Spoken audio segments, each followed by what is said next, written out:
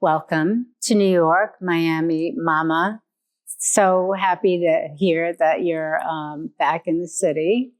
So I got you. I got you. I got your graphics, and I'm so happy because we talk about our favorite things when we're together. And I think one of the things that we can both collaborate on and think about even more is what everybody else is enthusiastic about. We have been thinking about for forever. And it's almost interesting to see where the energy is right now. Where do you see it all at this point? I think there have been so many fascinating evolutions in wellness. I feel like I got into this world around the time I had my pulmonary embolism. And that was, one of those big inflection points in life. You can either break down or have the breakthrough. And for me, it started this quest of kind of trying to make myself feel better, heal. And that was the start of my journey here in New York in 2010s. And when I look back at that decade, it's kind of funny because I feel like we've traveled so far, but it was all about yoga and green juice. And I think there was still the science was emerging, but not at the, kind of rate that it is now. It leaned very holistic, which is fantastic. I love a blend of both. Probably vegetarian when you think of how people were moving. And because social media hadn't really exploded until the end of the decades, LA and New York still felt like kind of the center of the health and wellness universe. It was where people got discovered. And the 2020s feel really different. And, so much has changed macro culturally. Mm-hmm. We now have the rise of creators and wellness influencers. So the kind of nodes of wellness influence have shifted outside of New York and LA and really broadened in ways that I think are great. We now have seen the movement of doc stars. So you now have doctors who, I can't get in to see, who are very accessible on social media, which is a pro and a con, kind of sharing their points of view. The con of that is there's been, Scott Galloway did some work on the type of articles that go viral and the type of social content that goes viral. And it's, shock, awe, and anger. And it's really hard to do things that create awe. I mean, you're great at it, but I think for most creators, that's a big undertaking. But when you think of anger being something that's going to get a lot of viral content, I see that play through in health and wellness. Yeah. So now in the 2020s, you have this strong points of view that tend to be polarizing, and people tend to go more narrow. So kind of pro and con with the accessibility of all this information, but I think it moves people away from a little bit more of a balanced approach. And then if we think of what's happening to women right now in the 2020s, a lot of it's really exciting. I think there's such a new definition of women's health and wellness than what we had in the 2010s. Mm-hmm. There's this wonderful movement where, we talk a lot about at My Body Green about how women are filling up their plates with food, picking up heavier weights, and really stepping into their power, both mentally, physically, spiritually, and across the board. And I think if you were talking about how many grams of protein you were getting in 2010, people would think you were really weird. Right. And now probably one of the biggest trend shifts is a shift towards strength and women and protein. And I think there's been a lot of data points that have kind of gotten us there. I think people are thinking more about health and wellness from a proactive health standpoint, and women are thinking about the things that impact them more so than men. So, top of mind for me is thinking about sarcopenia and the loss of muscular strength. And I think that's a factor towards the shift towards both protein and heavier types of movement for women, which I think is so exciting. Yeah. And then, there's been some statistics that have gone viral on social media. And there's one that's if you fall once, if you're over 65, you have a 25% chance of falling. If you fall again and break your hip, you have a 30 to 40% chance of death. And when we shared that on My Body Green, people were like, why are you sharing this? But this is depressing. I did not come here for this content. But it is one of those jaw-dropping stats where you're like, wow, I really need to stop and think about that. And I think that type of information has helped really usher in a massive change in how women work out. There's been articles over the past 10 days about how gyms are reconfiguring their footprints because women are, spending less time in cardio and they're moving more into, strength training, which is so exciting. And, of course, in all these conversations, there's always this trend of going really narrow. And we still need to move. Balance. We still need to walk. Yeah, balance. It's really fascinating because the idea of at one point greens and vegetables and salads, right? And I'm still, a vegetarian except for fish. Because for me, digesting meat is not going to work. Right. So, but the focusing on protein, women focusing on protein and eating, our relationship with food is so confused and so strange that the idea of having to eat more with certain types of food that tend to be foods you think of, you're going to gain weight if you eat, but its muscle weight is so different from fat weight. And trying to get all of that together in your head and going from one kind of a diet into another kind where maybe you're adding more proteins or creatine right here or anything that helps to build the muscle, to keep the muscle. It is really so valuable. But I think, and from the amount of years I've been around, that when we all flock to this, then we're missing, where the balance is definitely missing, and that you do need other kinds of exercise, and you do need to look at walking as still a very important thing. So thank God we can look at steps. And doing, I think, cardio and using body weight and doing a number of things sort of balances out lifting, right? And of course, this morning I walked to work and I have my dog in a bag for a number of reasons. He's 13 pounds. And my bag was 13 pounds because I had my computer and everything. And I'm walking with it. And I thought, okay, good.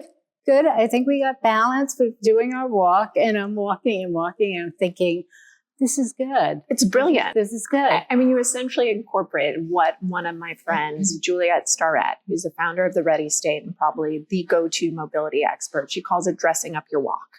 So instead of walking around New York City with a weighted vest, which a lot of women are starting to do, which is exciting, you created your own. I have, yes. And I think we look at moving things. I mean, here, if you work in this company, it's 98% women. You move things. We move things. We move these mannequins. Everybody does. Nobody is exempt from not picking up something. And so doing all these movements is part of our daily kind of work routine, and we're picking up rolls of fabric. We're doing all of that. And so for women to think of themselves in a physical labor kind of way, is really just modern and right. I mean, why not? You should be able to do that forever. And I do love all those viral things that went on social media about, okay, why is it that we pick up? Why are we doing deadlifts? Right. So when we're older, we can pick up that package from the ground. We can put our suitcase up in the overhead compartment. And I think there's something wonderful about functional movement of actually like, yes, I'm not just doing this to get good at this random skill. I'm doing this for life. Yeah. And people think about picking up their grandchildren and having that interaction. And it's, it's great. And it's very helpful because as you get older, and I can speak from experience, when say you get, a virus or just a cold and you're really, knocked out for a few days or a week or maybe even 2 weeks, every day that you're not exercising, and you shouldn't be if you're sick, you should be resting and restoring, you're losing muscle. And it's very hard to gain back muscle. Getting the muscle, keeping the muscle is one of the challenges, but then it's very easy to lose the muscle. Yes, and within 2 weeks, there can be a dramatic change in just your body, just losing weight when you get sick. Well, you're not just losing fat, you're losing muscle. And that is probably the biggest challenge, to maintain what you do build, and remember that the building process is slow and steady, not something that's going to happen right away. Yeah, I've been on that journey myself. And, I think it was a year to gain 3 pounds of muscle. And that was working out, strength training 4 to 5 times a week. And I was a little resistant to kind of tracking food. It felt a little orthorexic, a little weird, taking the joy out. But I didn't realize I had to do it for a couple of weeks to get a baseline understanding of like what I was eating. Yeah. And then, and then kind of moved on, because I do believe in joy of food and rituals, and, like New York, it's been so wonderful to be in a city that has so much amazing food. You don't want to take all that joy out of it. No, it's true. And there has to be balance. But so today, as a person who primarily is seeing themselves as a vegetarian who eats fish, I, of course, have to work very hard at how do I get the protein. So I've come up with these dishes that I absolutely love that are really protein-based. So last night I made a salad, but it was a little bit of greens and a lot of a can of chickpeas. Nice. Black olives. Every once in a while I have tuna, and the tuna in the glass jars, with olive oil. I drained out the olive oil, I chopped it up, put that on top. And I put tons of olive oil and tons of lemon, even more lemon than olive oil. And it's so delicious. And then I kept some of it because I couldn't eat it all. And I brought it to work for lunch. And I had protein powder with cocoa in the morning. And if you add up all of this, it's actually not work, because when it tastes so good, and it isn't just eating meat, for me, it's very hard to try to eat chicken. Not because I have any aversion, it's just, it's such dense food, and my stomach isn't used to dense food. So these other recipes that I've come up with, a lot with beans, and beans can really be incredibly tasty and fun to kind of mix up into different meals. What are some of your Well, I feel like you hit on like 2 really important points, which is like, one, the best kitchen is the one in your house. And then second, there's like this element of, whether you want to call it meal prep or intentionality, which as an ex-New Yorker who was so used to delivery and takeout, I had to learn these skills. And I work with a coach, and, she had to put in my accountability trackers of, okay, here's a meal prep day. And I love coaches. I've got a fitness coach. I've got a sleep coach. Oh, really? And I have found like the most profound shifts of just having this little bit of accountability, people to like kind of share new ideas and see what resonates. So as part of that, I've had to, I did the 3x4 genetics test, and I learned my body really needs more choline, and it really thrives off of it. And we had our kids do the test too. They also need choline. Oh, really? So now I'm, batch making hard-boiled eggs so that I have the, kind of snack of protein of it at work. They can easily take them to school. I do eat meat, so I am trying to do more batch runs of chicken, so that I can have it for dinner, then, have it the next day for lunch, but really simple stuff. I'm at the, trying to please my interests, and a 6 and an 8-year-old are essentially who I reported to. So we've got a tough crowd. Yeah, but I mean, I think keeping it simple is the secret for me, because if it's going to be a big deal, I have so many priorities, and then all of a sudden it starts slipping to the bottom. The other thing that we've also talked about through the years is sleep. And while fitness is about, taking care of your body and what you're putting in your body, the sleep part of it is so critical, because as you know, if you're measuring how well you sleep really can determine what you can do in the next day.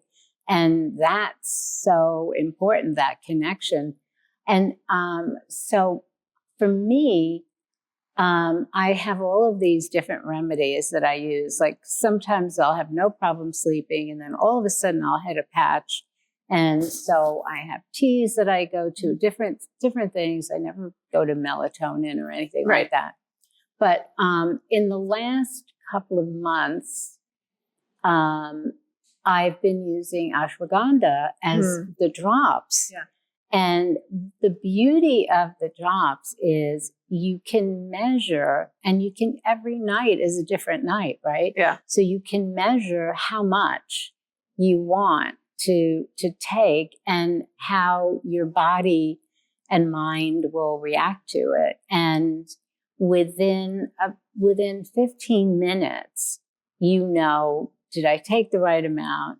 Is this, am I feeling myself go? If not, then you can do 2 or 3 more drops. And then I've been hearing about the benefits of ashwagandha in just taking it regularly, especially for women, in reducing stress and all of the horrible side effects of stress. And I will tell you, because it's been a couple of months and I really feel so good, and I track an excellent sleep, by the way. I'm shocked that it's so productive, and that my goals for the next day are so high that I have to meet. I really attribute it to the ashwagandha, and the stress reduction is so obvious to me. Yeah. In the worst, I'm dealing with tariffs now and all kinds of crazy stuff, that all of it normally would have me so stressed out. Oh my God, breathe. Right. And I seem to be handling it in a different way. And I think I'm making everybody nervous around me, because they think I should be more nervous than I am. But I'm sharing this ashwagandha experience. Used to take it, maybe in the 70s. I love it. And now I think the drops are the secret, because you can control it. Right. Control your dosage. Yeah. I love that, because if you go like 5 days without having green leafy vegetables, you'll be fine. If you go 5 days without sleeping well, you will not function. In my early 20s, I was so worried about some presentation back when I worked at the Gap that I ended up in like the hospital because I hadn't slept for a couple days. Oh my God. And they gave me a Xanax. And that was where my sleep education started and stopped with them. And I love, prioritizing sleep. And what I've been doing is there's probably 2 big sleep muses in my life. So Dr. Michael Bruce was kind enough to work with me as my sleep coach. So we tracked all my sleep, and in addition to tracking it through Whoop. And, one of the conclusions kind of at the end of our time working together was, I need to calm down my central nervous system. So we went totally back to the basics, which is like the 4-7-8 breath, which I think Dr. Andrew Weil really brought into the relaxing breath. So doing that before sleep, and then if I wake up in the middle of the night, to do the 4-7-8 and to use my fingers to count 20 reps of that. And that's had a huge impact on my ability to fall and stay asleep. And of course, I do use Mind Body Green's magnesium that has pure tart cherry in it as well. That's helping me sleep. I use our sleep support too on top of that, which is magnesium, pharmagab, and jujube. But for me, it's really a question of my sleep is a reflection of my nervous system. Yeah. So instead of kind of focusing on my sleep, it's like, how do I focus on, my nervous system, getting that calm, and, kind of the fundamentals have been practiced for a while. Yeah. Like my Whoop made me change my relationship Yeah. with alcohol forever. That's great. I'm now, if I do drink, it's at 12 o'clock noon so that I don't interrupt my sleep. And it's pretty occasional, but you see the impact through the data and it just takes all the joy away. Right. No, I wrote in my book, Basta on the alcohol, because I've seen through the years, I never really drank, but if I ever did, I saw how awful I felt and I looked terrible. And then friends that drink and celebrate everything with alcohol. And it's like, hang on a second. You're not looking too pretty. Right. This is like not helping the looks. And you're worried about what new line you're going to read. Right. But, and my publisher said, you can't put that in the book. I said, yeah, I think people will realize that that's key, important. I want to talk about magnesium again. Yeah. So I can't think of anything. I mean, I would never go to bed without having magnesium. I would Me never. too. And so I want to ask you about the formulas and why you decided to do that, because I think for sure this is before everything, for every day, for everyone, especially women. Yeah. And it's like half of us are deficient in magnesium just to start. Yeah. And there's so many great benefits of magnesium, including that calming, relaxing ability for our nervous system. And I think so many of us do need to, usher in more calmness. So I take mine at night. We have two different products with magnesium. We have one with magnesium that also has a clinically studied tart cherry. So that combination, I'm lifting more. So it also has some recovery benefits. If, that's something that is part of someone's routine. And then we also have sleep support, which is a combination of magnesium, pharma-GABA, and jujube. So the combination of the three, calms, helps you fall asleep, calms that overactive racing mind through the pharma-GABA, which I think is something we all struggle with. And I am on the sleep journey for life. Yeah. I will always need to be intentional about it. It is always something I need to be thoughtful around. But I've come a long way. I think everybody has to think about it at different times. Some people have it perpetually. They're constantly thinking about the night, what's going to happen. Are they going to sleep through the night? And others, it comes and goes. And I have yet to meet anyone that says, I sleep every night without waking and it's perfect. I don't think it's possible anymore, mainly because of our phones and social media.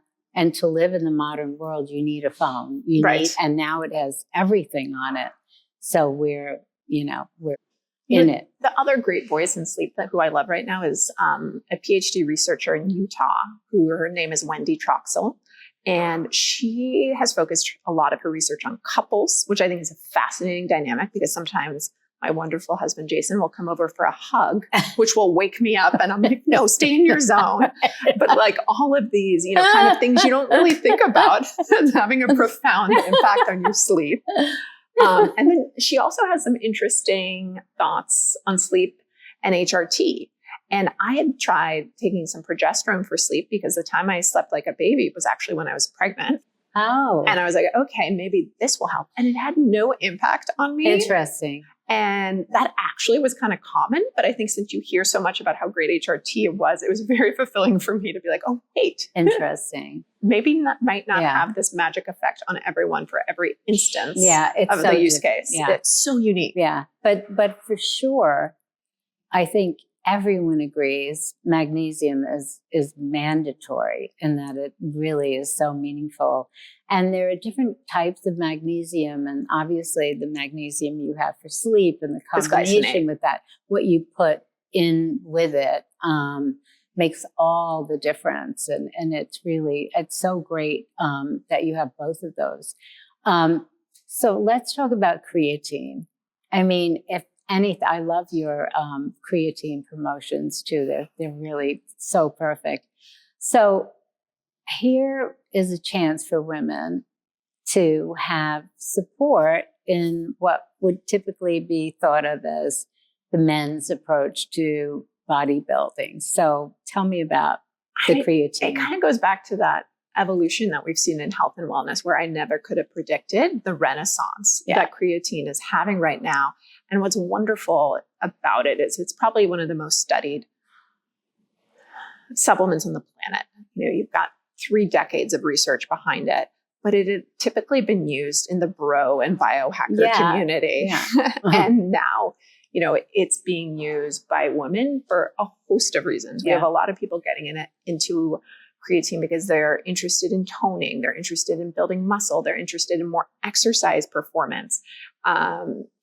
There's new research about creatine actually helping with sleep too, which is kind of fascinating. And I was going to say, I thought I've heard that as well. Yeah. I feel like creatine has just really become now, like almost like you were saying about magnesium, it's becoming a staple, not just for men, but women are really starting to own the category in a way that's so exciting. And it shows you how much research can change the minds of things, because creatine, I remember the first time I took creatine,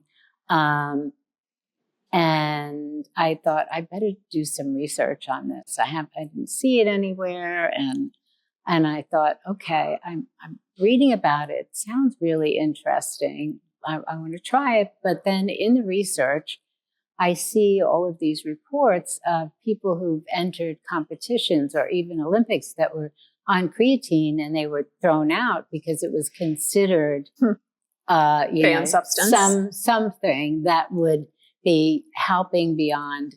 And I thought, oh, maybe I shouldn't take it. I don't know. It's just like, all of these new mind drugs now that are being reevaluated.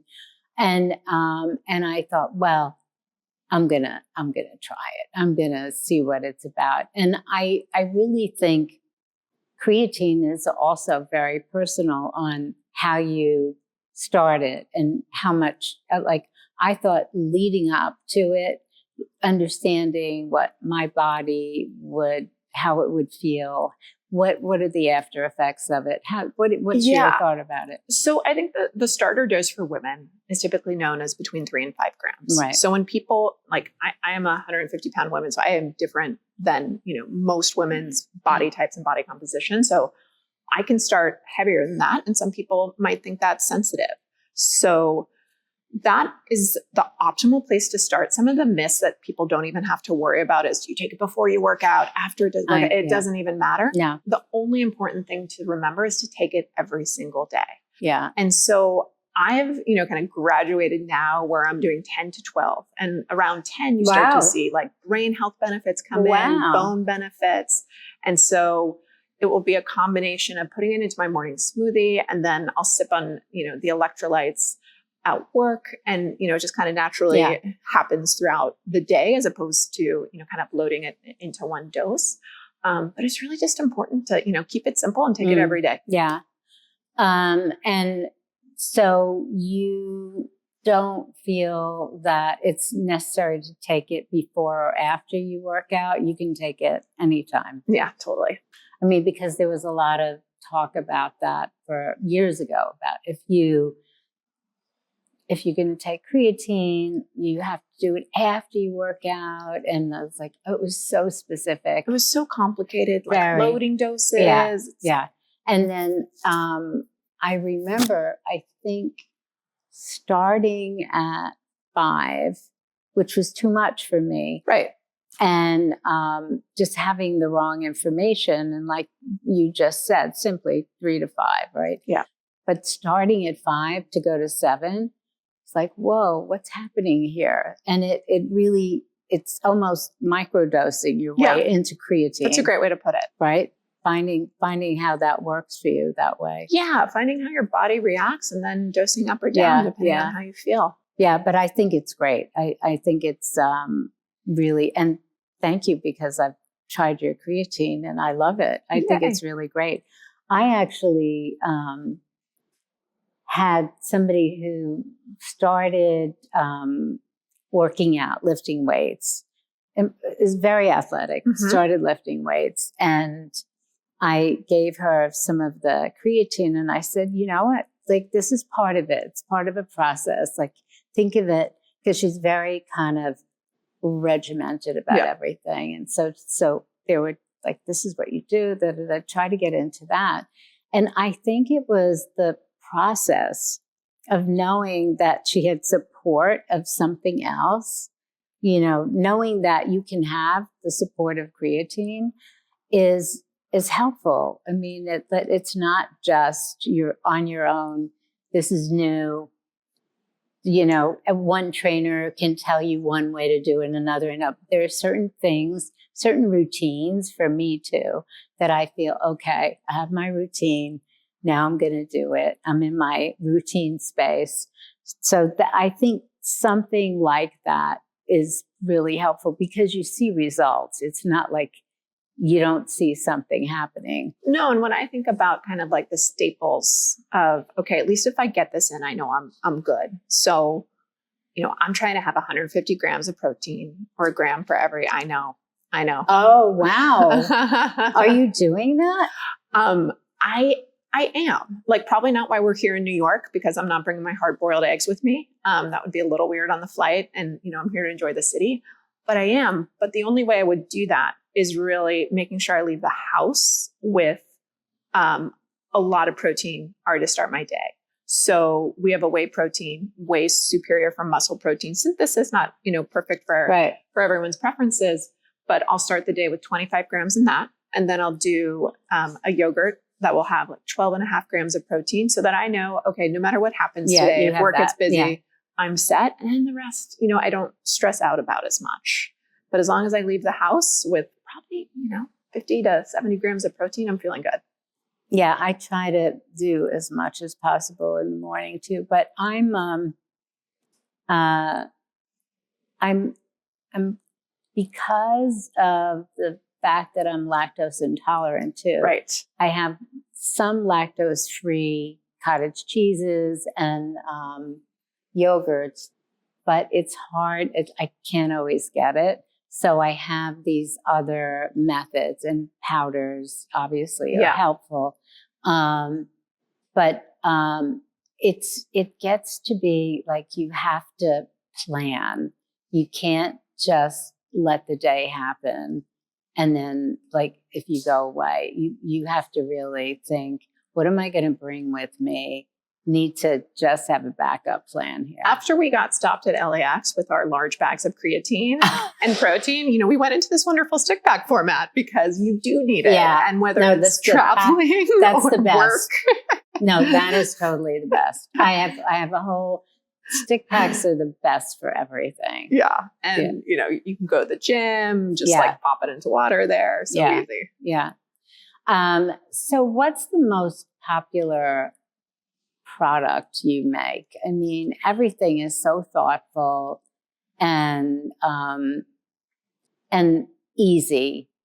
It really is easy to understand what you do, to understand the product. Out of everything, what's your like?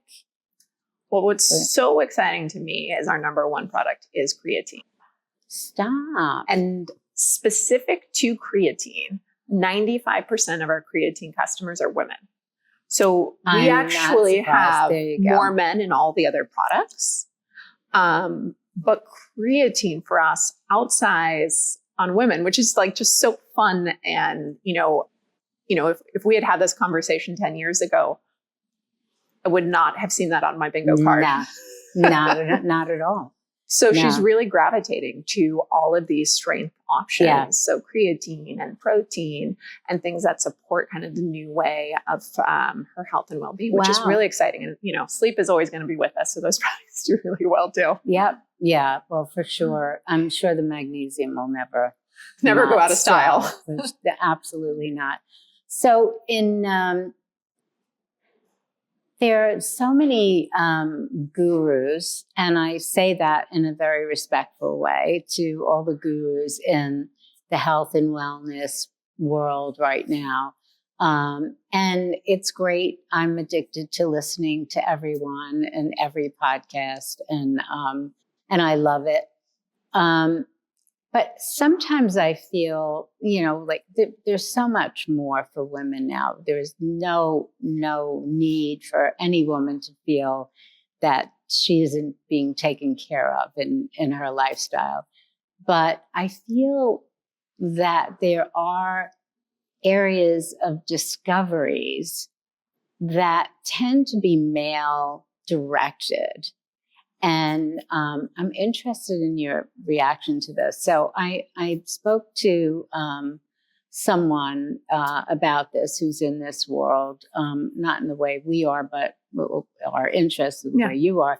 But she's more of a scientist. And I said, I just keep hearing that in all of these researches and discoveries, most of it is done for men because they use male mice. And I think, well, why aren't they using female mice? And then I hear, well, it's more expensive to get another research mice. And she said, no, it's because female mice get their periods. Yes, the complications of the menstrual cycle. Yeah. Oh, gosh. And you have to clean them.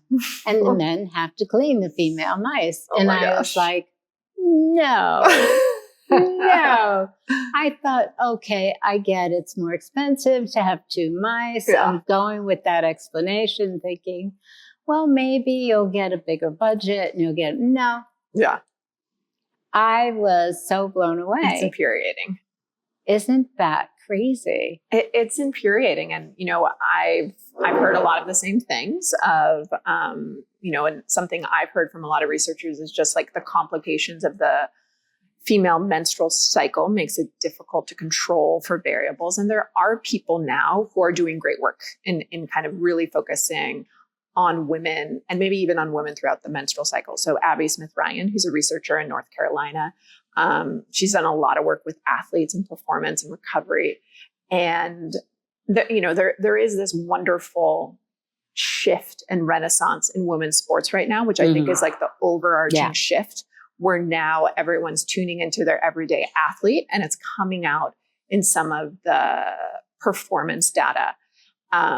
So Abby Smith-Ryan, someone whose research is super interesting. I think the Whoop team, who just launched a new Whoop today, that has cool hormone tracking. So I really need to get it. Which is really, I really need I to think get that. the most important. I'm surprised that they are able to do it on a watch. Yeah, I haven't tested it out yet. I still have the older version. But they're doing a lot of cool, interesting research around it. And then I think a lot of the doctors who are on my Mighty Green Scientific Advisory Board speak to women and strength and cycles in a way that's really relevant, because you can't really have a conversation about women's health without having a conversation around hormones. Absolutely The not. two are interconnected. I mean, they're so connected from puberty till post-menopause and even post, because the body keeps changing, and there's so much information about how hormones affect the brain, dementia, the lack of hormones for women also might be the big identification of why 50% more women than men have dementia. Seems like you've been very current on Lisa Mosconi's research. No, actually, I've heard this a while ago. Yeah. I mean, it's fascinating that people are starting to talk through all of these interrelated things. And then it's even, I have two girls. So, puberty happening earlier is something that impacts their entire trajectory. And I think it's a really, interesting time where people are trying to figure out, okay, why is puberty starting so much older? And, what are the impacts across the decades? What does this mean for people? And we're still, kind of scratching the surface of really understanding all the main contributing factors. And it could very well be that the kind of food we eat right now is even more dangerous than when Michael Pollan started to write about the way food was grown and the way we were eating, and the materials we use to pack food, and all of that we take so for granted. I think we can't anymore. We have to really dig back and see, what are we doing that it's affecting young girls in this way? That's a big deal.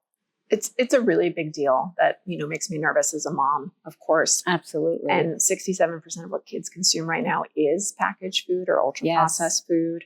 So diet, for sure, chemicals in personal care products. And, we do the best we can. And, you still have to live your life. And we've, tried to major in the things that we think are going to have an outsized impact. So the girls don't, use plastic water bottles. We try to be thoughtful around food.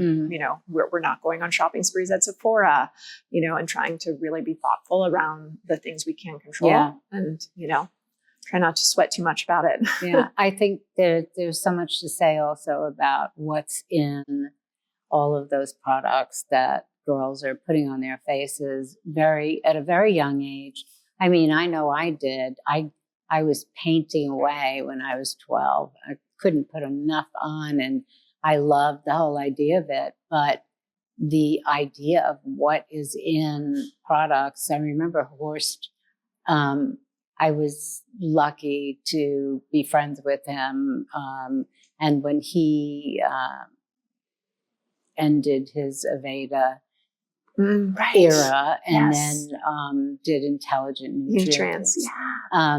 He one day he gave me this document. I was wearing red nail polish, red lipstick, and he put this down and he said, "Norma, I respect you and I respect your taste, and the red lips are beautiful, and so are the nails. Could you read this, please?" So it's a lot to read there. I'm like, I don't want to read this. I don't want to hear that I can't wear red lipstick. And so I read it and I was devastated. And he took a lot of the money that he made from the Aveda sale and did tremendous amount of research on how the ingredients in women's beauty products were making them sick. And I remember he tried so hard to have some of these articles published in Vogue and Bazaar and all the beauty magazines, and it was not welcome. It was difficult, and you can understand why. I mean, that the magazine wants to stay in business, and you're telling them to put themselves out of business. So it was, but I stopped red lipstick and red nail polish that minute. Right. And the idea that it's not getting better, that more of it is being made in so many boutique-y kind of places with ingredients that you can get away with. Right. And I guess the idea of the ingredients is not as strong as the outcome on social media, to see a made-up face. Right. What's in these? There's so many layers of products. You never hear, and all the ingredients are all natural, or not anymore. I mean, what's so interesting about health and wellness right now is there's like a Harvard today that came out that said, with the decline in organized religion in the US, people are putting like the same fervor and the same passion into their health and wellness. Yeah. And you really do see these two extremes, because on the one hand, it's, if you said the brand is clean, like clean is probably not a differentiator enough, because we've got like a couple thousand clean brands. And then you've got, Sephora happening, with lots of potentially, some good brands, and perhaps some brands that are not ones I would allow my daughter. Experimental, sure. And they obviously want to be that. But every young girl that has any amount of money in her pocket is going to run there, because it is a self-expression. It is a fun part of being a girl. But the information about what they're putting on their faces, the area that I have concern about is SPF. I remember there was a point where I wanted to develop an SPF that could be part of this no makeup look, and that no makeup, not look, no makeup, and to use the SPF as the base, where it's protection first. And I remember the first thing I had to do was to pay $20,000 to get the application to get involved in doing an SPF. And it was this very big deal. And I thought, what is going on? Like, what's happening here? There's more to this story. And then I realized that I did more research on the ingredients, and I don't use SPF because I'm not crazy about the ingredients. And so I have my home concoctions and olive oil is a little part of it. But learning about things that we cover kids with, and the controls in Europe, in the EU especially, on ingredients, very strict, even stricter than Japan, if that's possible. I love it. And so I recommend people look at SPFs from Europe. And the baby and children one are probably the safest out of all the SPFs. That's a good way. But there's so that you can there are options, but there still needs to be, we're putting this all over kids. And what are we doing? Wait a minute, we need more information. So there are a lot of things that we do, and we just need to know more about, and what are the other options? And that little bit of research that I did a lot of research, but then when I saw, just to get the application, wait a minute, something's not right here. Something isn't right. So you need to do an SPF. Yeah, I mean, especially now that we live in Florida, we're big fans of looking at the UV index, seeing if you actually need sunscreen that day, rash guards for the kids instead of, spraying their entire bodies with sunscreen. Yes, I love that you said that, because I just think there are things that we do for kids out of love, and we just need to know more about it. And it's just like, we want girls to have fun with playing and enjoying being a girl and the creative part of it. But what can they use? What would work for them that wouldn't hurt them? And the same for what we are drinking out of. And how do we still have water in plastic bottles in 2025? How do we do that? Yeah. So there's so much, but I do think so for you, you've been doing this quite some time, and very involved and very intelligent about your involvement. Impressively, the two of you and your hubby, are really superstars in this world. I really would love to know what you see in the next 10 years and then in the future. Like, where do you see all of this going with new technology, AI, everything? I mean, I think we are just scratching the surface. But before we get to all the fun stuff, there's always the fundamentals that are so less sexy, but are the most important. So Juliet Starrett, who I mentioned before, she calls it base camp. I think Peter Attia will say, you don't want to major in the minors. And it's all the fundamentals of this balanced life that we've talked about, that before you can kind of move on to the fun stuff, it's nutrition, it's sleep, it's getting those 8,000 steps in, it's getting the strength training. I think the one thing we probably didn't touch on, which is like a really big part of this whole piece, is connection, community, relationships. And there's a study that came out that showed that not having connection in your life has the same mortality consequence as having 15 cigarettes a day. And pre-COVID, so in 2019, half of America said that they weren't having meaningful face-to-face interactions. And I'm still not sold that, the AI friend will ever replace a genuine relationship or the touch of, someone when you're in comfort. Yeah. There's been studies to show that even like a text message from a mom doesn't deliver the same oxytocin as like a mom, giving you that warm embrace and a hug.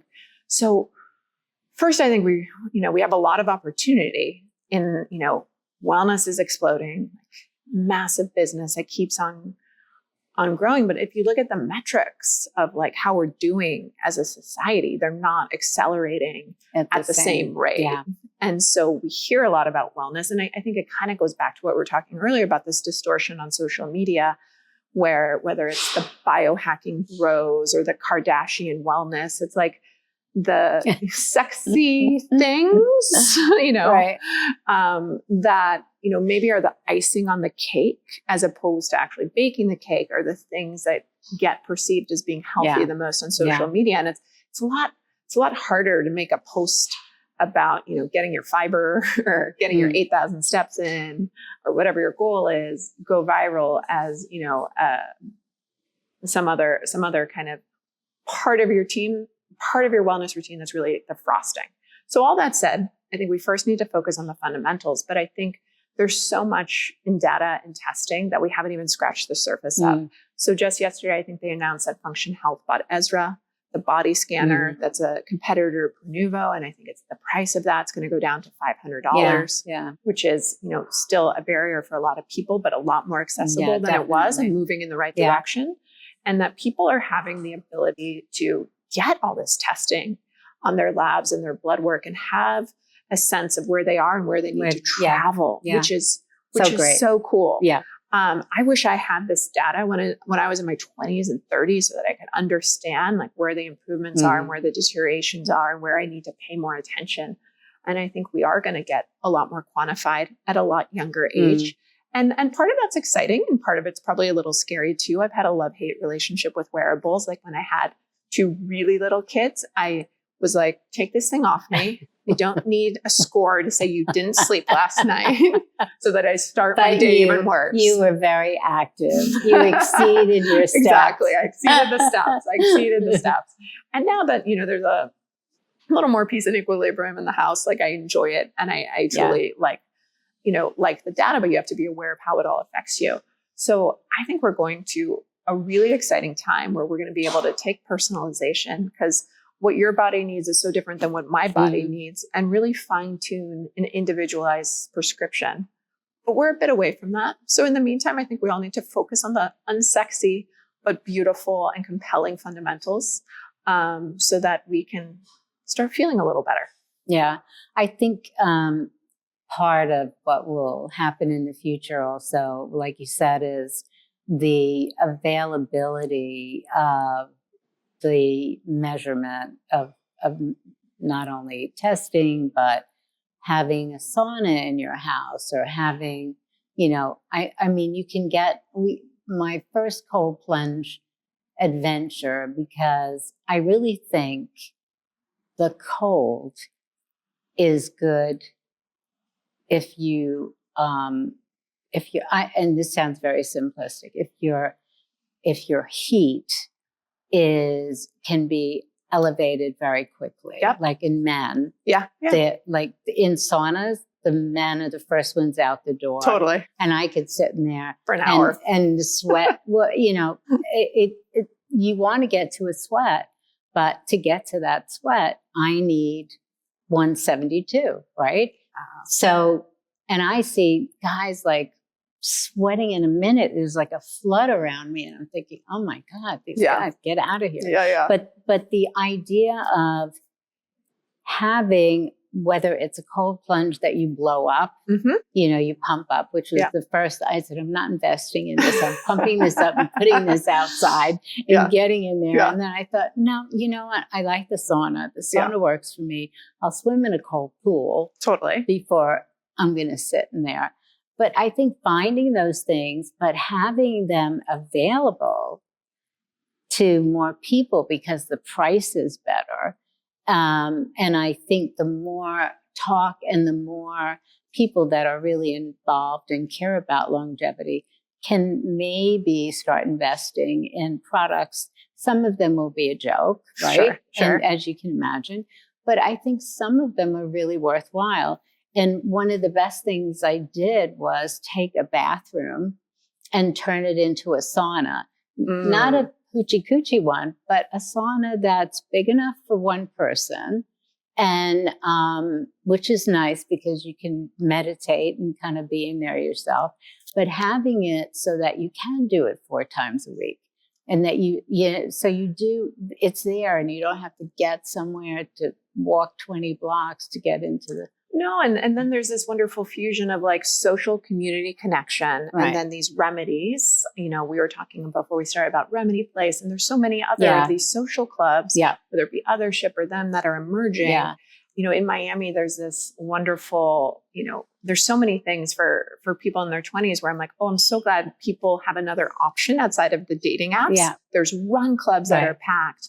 There's coffee and cold plunge that gets, you know, hundreds of people on the weekend. And just what a great way to meet people. Yeah. And it's not bars that you have to meet somebody at a bar. That's not the only choice, that there are these great things. Even, I mean, I still think pets are great. Just like you said, having people to touch and friendships where you can hug people that you care about.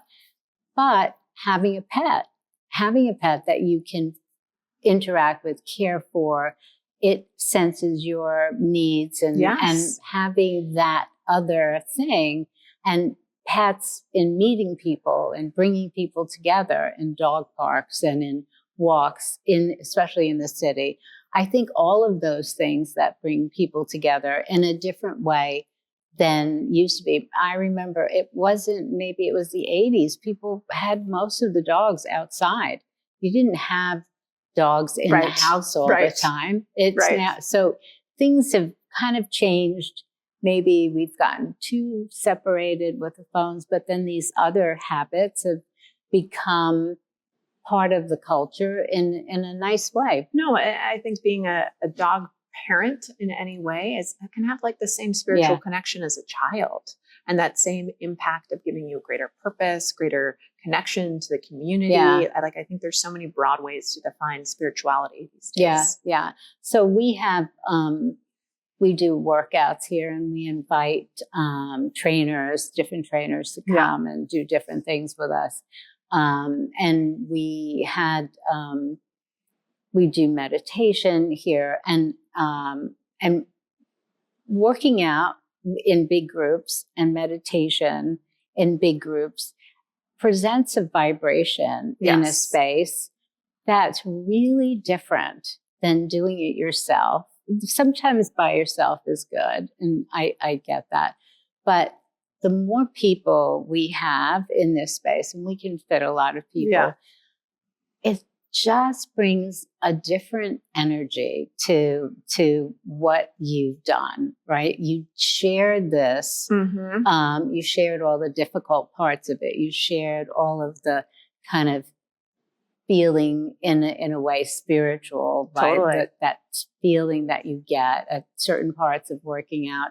And I think that because longevity and being healthy really involve using your body and moving your body, I think that is probably the best form of bringing people together out of all of this. And that, I think, for me is really sort of the biggest plus. And I'm sure you've seen other things that lifted us, right? I mean, it's like you just described, like the ultimate habit stack of like your movement, your community, you know, shared values. And, you know, even if you don't have a glorious space to bring people together in, I think you can recreate it with like walking, you know, dressing up your walk, going on that weighted vest walk. There's a rucking group that started in Miami for some of my mom friends. So it's like, you're rucking outside with other moms who are dealing with probably the same set of, you know, life circumstances that you are, that, you know, it's a different way to kind of bring in community and habit stack all your other health goals together. Cause I do think in the wonderful way in which science has brought so much longevity and technology forward, we just sometimes forget the simple stuff of like seeing your friends, calling on them, making sure they're okay, creating that community. And that's probably going to have a bigger impact than, optimizing your macros. Yeah. So in Miami, you have great weather almost year round. And I must say, from a fitness, healthy lifestyle perspective, weather has such a big impact on how much you do and how much time you can spend outside. It just so do you find your lifestyle is different because of that? From a sensitivity standpoint, I'm so sensitive to sunlight and vitamin D that for me, it's probably an outsized impact on my happiness and well-being. I was cold for 13 years in New York, struggled with how to dress. I remember like always clutching like a hot tea or coffee because I wanted to keep my hands warm. So for me, it's That's huge... That's all of us. It wasn't you. Fair. And I think Miami is at such like an interesting cultural inflection point because, I think the city has some vanity in its roots. So fitness has always been a big part of it. And the city now is evolving where there's folks from all over the world, South America, Europe, New York, Chicago, LA, everyone's moving there. And I think bringing a real, like elevating the dialogue of the wellness conversation. And I think when I lived in New York, you kind of get used to these incredible luminaries in health and wellness. Just, they're down the block. Oh, I don't need to go see that. I was there last week. Right. So when they come to Miami, there's so much enthusiasm and so much pent up demand. And like I, as someone who's, probably on the health forward end of my health journey, skewing health obsessed, it's a good reminder that like so much of the people who you and I probably follow is like brand new information for the majority of America. Yeah. And that we still, need to just get to base camp on the fundamentals in terms of just the quality of the information. So there's so much enthusiasm for it. There's so much excitement around it. And I think it's getting a more holistic, a more spiritual level and kind of moving out of its roots in fitness and vanity. You touched on something earlier on about that on social media, there's opposing point of views on different things. And it's very, very profound, and the information is fact, and this is the way it is, but it can contradict completely something else that you've heard. How do you deal with that? I mean, for me, I want to start digging into everything. Like, why is that person name? Why is that? And so you can just get caught up with a lot of, sometimes you wonder about the credibility of some of it. And so how do you deal with the information that's sort of contradicting itself, but you still respect both people, but you're not sure? I mean, it is a tricky one. Luckily, I have a scientific affairs team and people on our team who have lots of letters after their name. And, we were talking a little bit about AI. I think this is a great use case for AI where you can have it synthesize meta studies and, tell me the pros, tell me the cons of this study, and anything else I should know about the study. And with the right prompts, kind of get to, is this a study I should pay attention to, or is this a study that I should just disregard and move on? And that's a place where AI has accelerated the type of, work that maybe you would have had PhDs, multiple PhDs do in the past in real time, and really brought it at, consumer fingertips. So true. So that's really exciting. And I think, the flags for me is like, if someone's ever too narrow in their philosophy, and probably because I'm so attuned to how social media, algorithms work, I'm like, okay, that's concerning. And then if someone is so steadfast that they're never changing their view, especially in light of new studies or new science, because it is a world in which the field's constantly evolving, new studies, and nutrition is probably the hardest one in that world if things are changing so quickly, so fast. But it's tricky. Yeah, but you're absolutely right. AI, I mean, I go to it for everything, and the more prompts, the more types of prompts that you feed the that question, the more excellent the information. There's my dog. He got locked out. Wally, what a cutie. Wally, I'm so sorry. Wally, come here. I feel so bad. How old is Wally? He's 3. Oh, baby. Ooh, okay. How did he get locked out? How did you get locked out? I don't understand. Oh, what a cutie. Wally Kamali, I am so sorry. Oh, my girls are dying for a dog. Well, you know what? Dachshunds are an interesting breed because they're like real dogs. They're not the cockapoo type. Yeah. They're not bred to be perfect pets.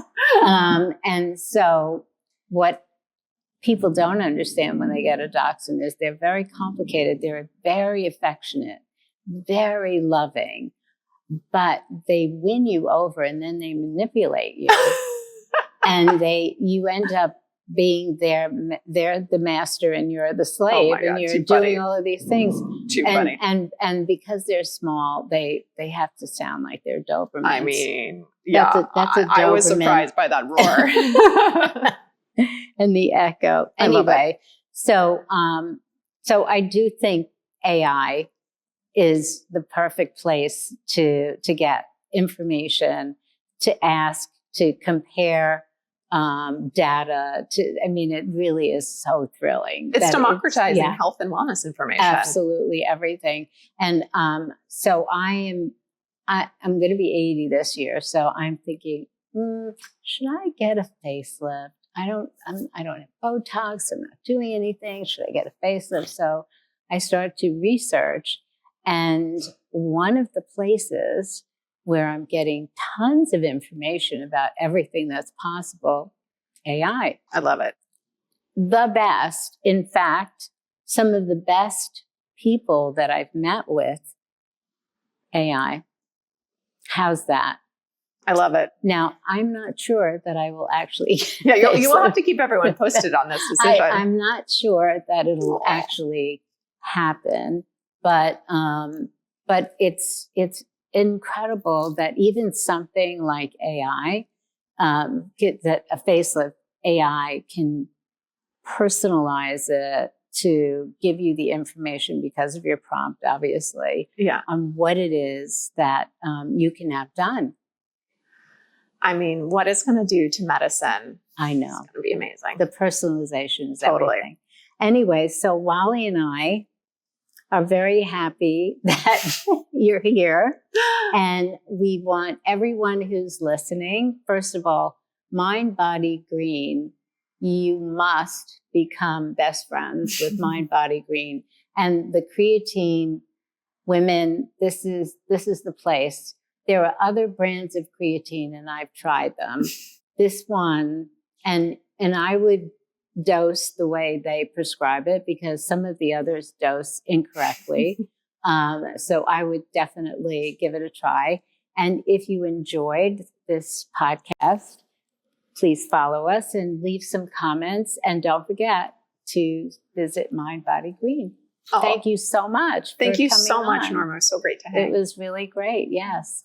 Hey, press follow and leave a comment after you listen to the podcast. Thanks.